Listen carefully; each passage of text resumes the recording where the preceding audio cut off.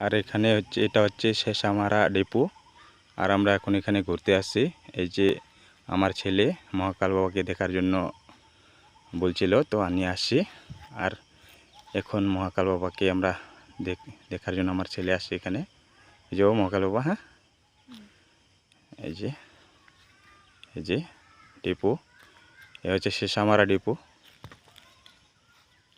হ্যাঁ হ্যাঁ বলো।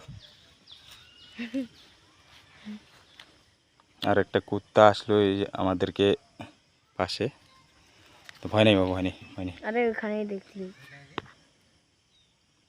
এই যে মহাকাল বাবা কেন পাশে যাইছি। আর আমার ছেলে আসছে এখানে ডিপো দেখার জন্য।